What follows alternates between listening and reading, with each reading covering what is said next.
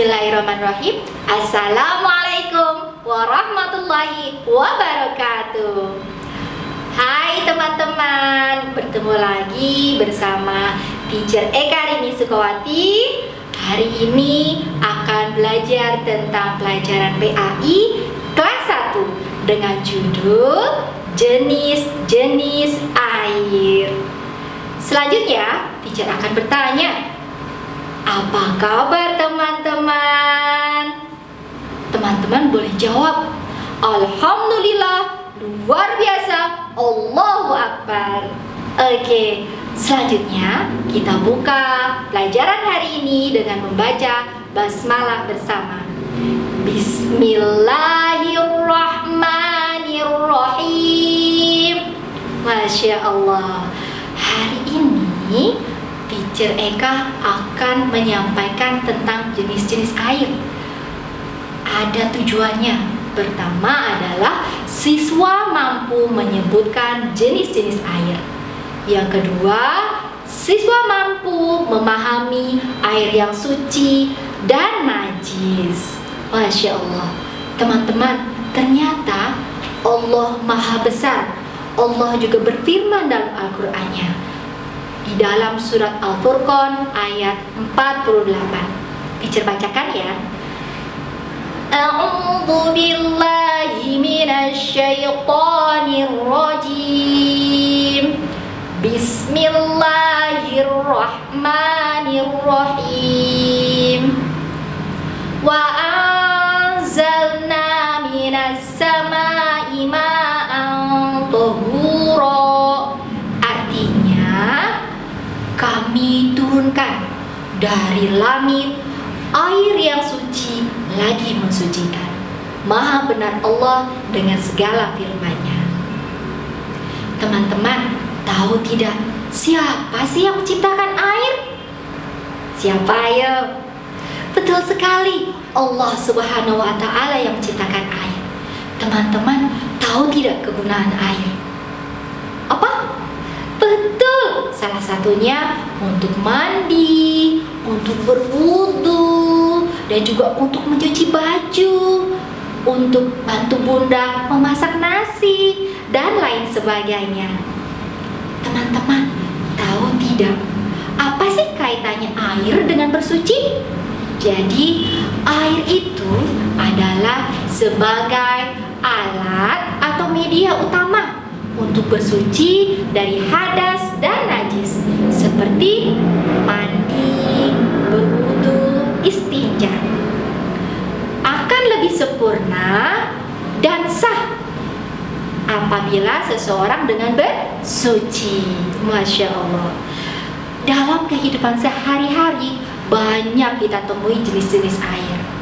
Terus tidak semua air itu dapat digunakan untuk bersuci. Teman-teman, tahu tidak jenis-jenis air? Oh, alhamdulillah sudah ada yang tahu. Kalau gitu, Teacher mau sebutkan ya.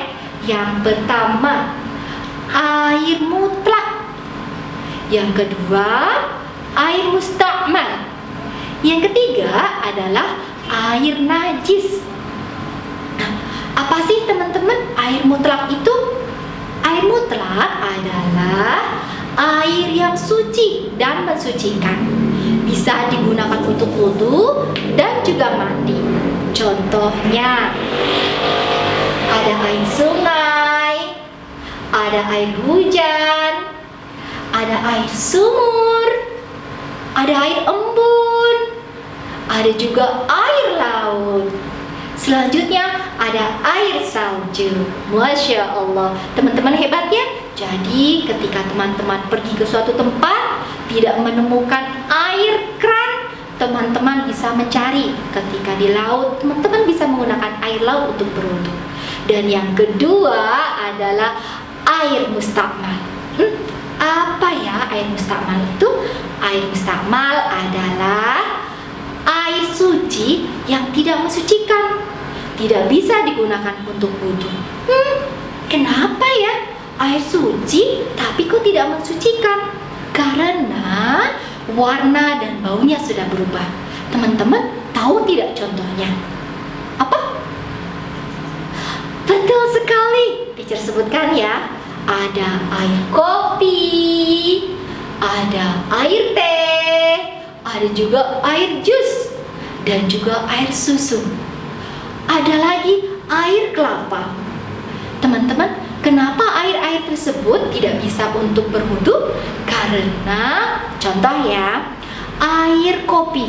Air kopi awalnya adalah air suci dan mensucikan.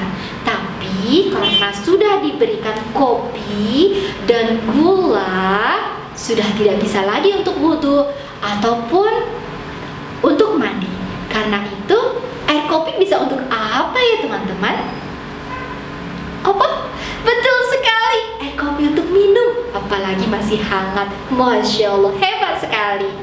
Dan yang ketiga adalah air najis. Ada air yang najis ya? Ada dong. Air najis adalah air yang terkena najis atau kotoran. Dan air ini tidak sah digunakan untuk wudu ataupun mandi. Contohnya, air kencing hewan dan manusia. Teman-teman, ada yang pernah punya kucing di rumah? Ketika dia buang kencing, itu juga air, tapi sudah tidak lagi suci. Kenapa? Karena sudah ada baunya, juga udah ada warnanya. Ya, selanjutnya ada air bersih yang dijilat anjing. Kenapa ya? Padahal airnya bersih, tapi karena dijilat anjing. Kenapa ya? Karena anjing itu adalah binatang yang diharamkan oleh Allah. Makanya air itu berubah menjadi air yang najis. Selanjutnya, gambar apa itu? Ya, air kubangan babi. Kenapa? Yang pertama, lihat, air kubangannya sudah kotor. Yang kedua, dari babi itu sendiri adalah hewan yang diharamkan oleh Allah. Nah, selanjutnya adalah air selokan yang kotor. Kenapa? Teman-teman coba lihat, di selokan itu banyak sampahnya dan juga banyak kotorannya. Itu sebabnya teman-teman. Dan air selokan biasanya itu ada air banyak bermacam-macam. Di situ juga ada kumannya. Itu sebabnya tidak boleh untuk berwudu ataupun mandi. Dan selanjutnya adalah air pembuangan WC. Nah, di air pembuangan WC itu sudah bercampur dengan najis. Ada kotoran manusia dan lain-lain. Banyak kuman. Dan selanjutnya adalah air najis, air yang bercampur dengan darah manusia atau darah hewan sembelihan. Kenapa ya? Tahu tidak? Karena air yang awalnya suci terkena darah. Nah, sifat dari darah tersebut adalah najis. Itu sebabnya air itu menjadi najis dan tidak bisa lagi digunakan untuk wudhu ataupun mandi. Nah, teman-teman, teacher mau tanya, siapa yang masih ingat jenis-jenis air apa saja? Betul sekali. Yang pertama adalah air mutlak. Yang kedua adalah air mustakmal. Yang ketiga adalah air najis. Masya Allah, luar biasa teman-teman. Alhamdulillah, hari ini kita sudah belajar tentang jenis-jenis air. Teacher berharap pelajaran hari ini berguna untuk kita semua, terutama dalam mempelajari jenis-jenis air. Jadi, teman-teman tidak boleh salah lagi. Ketika berwudu atau mandi, harus berhati-hati. Sudah tidak boleh menggunakan air yang mustakmal, apalagi air najis. Misalkan teman-teman, aduh mau wudu, tapi nggak ada air, adanya air jus. Teman-teman boleh wudu pakai air jus? Betul sekali, tidak boleh. Jika tidak ada air, teman-teman, untuk wudu, teman-teman boleh tayamum, ya. Dan selanjutnya kita tutup dengan membaca hamdalah. Alhamdulillahi Rabbil Alamin. Doa kafaratul majlis. Subhanakallahumma wa bihamdik, asyhadu an la ilaha illa ants, Astaghfiruka wa atubu ilaik.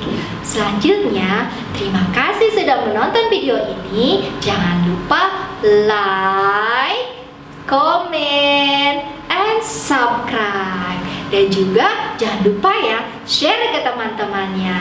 Terima kasih. Assalamualaikum warahmatullahi wabarakatuh.